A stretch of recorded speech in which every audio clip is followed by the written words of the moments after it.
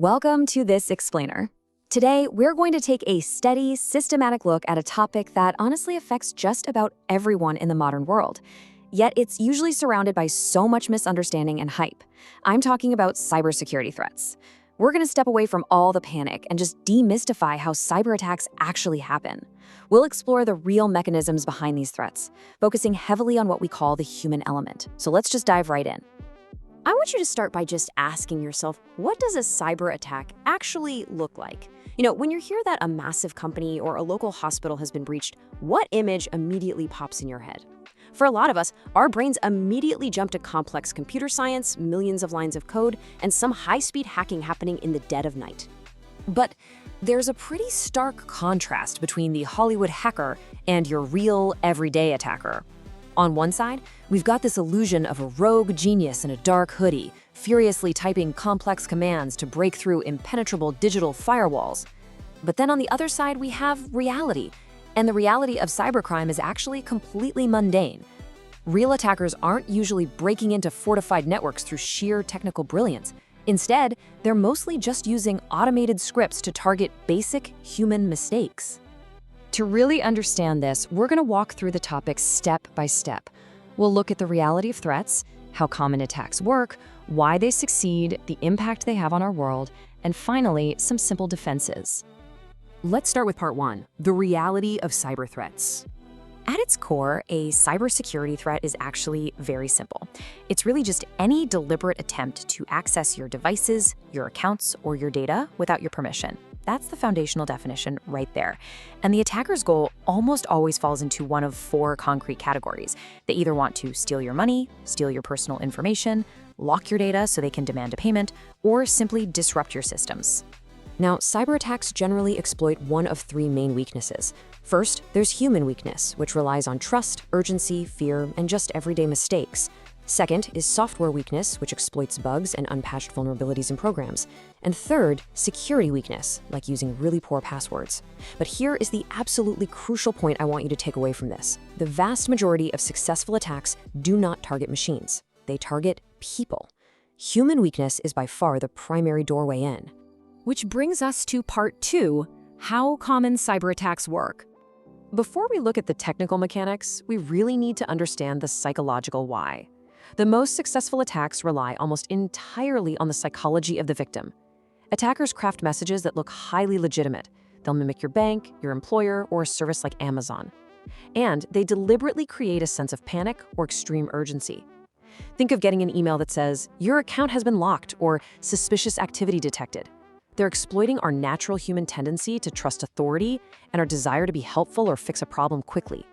By triggering panic, they basically ensure that people act before they have time to stop and think critically. Let's look at how this psychology powers the most common attack of all, phishing. It is a very methodical, step-by-step process. Step one, you receive that urgent fake message we just talked about. Step two, driven by that sense of urgency, you click the malicious link provided in the message. And step three, you land up a website that looks completely identical to the real one and you enter your password. And the moment you do, well, that password goes directly to the attacker. There's no complex coding happening here at all. The attacker simply asked for your password, and under pressure, you handed it over. Now let's look at ransomware. This is a type of malware specifically designed to lock your data, and the sequence is similarly straightforward. It usually begins when a user opens a malicious attachment or clicks a harmful link. Once it's activated, the software works quietly in the background, locking up your documents, your photos, your databases, using strong encryption. They become entirely unreadable. And finally, a message pops up on your screen demanding payment to unlock those files. It's really just a mechanical process of locking data and withholding the key. Another extremely common, yet surprisingly simple threat is credential stuffing. This attack preys exclusively on a very human habit, which is password reuse. Just imagine a small, low-security website you use gets hacked, and your password is leaked. Well, if you reuse that exact same password everywhere, attackers are just going to use automated tools to test it across thousands of other sites. That one single leaked password from a small, forgotten forum could instantly grant them access to your bank, your Gmail, and your Facebook. One key basically opens every single door. Rounding out our look at common threats, there are a few others constantly operating in the background.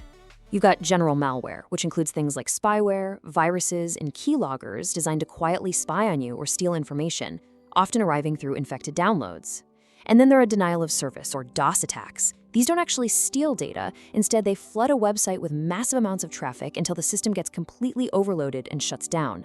The whole goal there is just pure disruption. Moving on to part 3, why cyberattacks keep succeeding. The harsh reality is that attackers currently hold a pretty significant structural advantage. First off, cybercrime is extremely profitable. A single successful attack can generate thousands or even millions of dollars by stealing money, selling data, or demanding a ransom. Second, the risk to the attacker is incredibly low. Criminals are operating internationally, hiding behind fake identities, anonymous infrastructure, and cryptocurrencies, which makes prosecution really difficult. And finally, modern technology is just incredibly complex.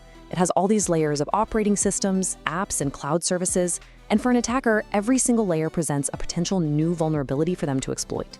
But perhaps the single biggest reason these attacks succeed is what's known as the defender's dilemma. Think about it. Attackers only need you to make one single mistake. Just one click on the wrong link, one reused password. Defenders, on the other hand, well, they must successfully block every single attempt, every single time. I just want to pause here for a second and let the weight of that asymmetry really settle in. It is a constant, mathematically imbalanced challenge. Let's look at part 4, the impact on our world. You see, cybersecurity is not just an IT issue. It affects absolutely everyone, and the impacts ripple outward. For individuals, an attack can lead to direct financial loss, identity theft, severe privacy violations, and honestly, a lot of emotional stress. Moving up to the business level, attacks cause operational downtime, lost revenue, major legal consequences, and lasting damage to their reputation. But the ripple effect doesn't even stop there.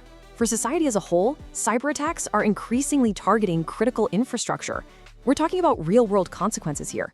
Hospitals unable to access patient records, disrupted power grids, and targeted water and transportation systems. Which brings us to our final section, part 5, simple defenses that work. Now, while all of this can definitely sound a bit overwhelming, we are far from defenseless. The good news is that a few basic habits actually close the very vulnerabilities we've been discussing today. First, use unique passwords for every single account. And the absolute easiest way to do this is by using a password manager.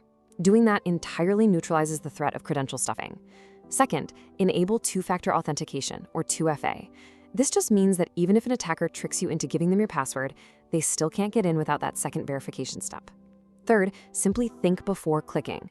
Cultivate a healthy sense of skepticism toward unexpected urgency. Fourth, keep your software updated to fix those known bugs. And finally, maintain offline or cloud backups, which is truly your ultimate safety net against ransomware.